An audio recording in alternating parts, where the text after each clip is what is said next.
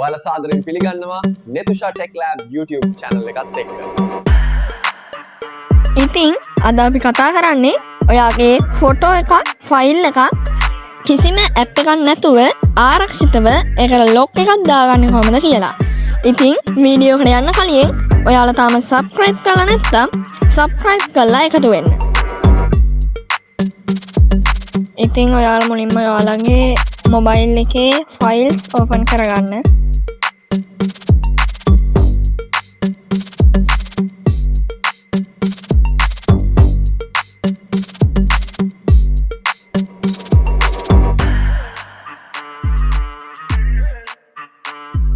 ඊට පස්සේ ඔයාලට බලා ගන්න පුළුවන් යට තියෙනවා save folder කියලා. ඒක ඕපන් කරගෙන ඔයාලට කැමති ලොක් එකක් දීලා එතනින් බෑක් වෙන්න. මම මේ විදිහට කැමති ලොක් එකක් දෙනවා. ඔයාලට ස්ක්‍රීන් එකේ දැනට පේන්නේ නැති වෙති. මොකද ඒක එහෙම ස්ක්‍රීන් එකේ පේන්න නෙමෙයි. ඒකේ ආරක්ෂිතභාවය තමයි එකෙන් තහවුරු වෙන්නේ.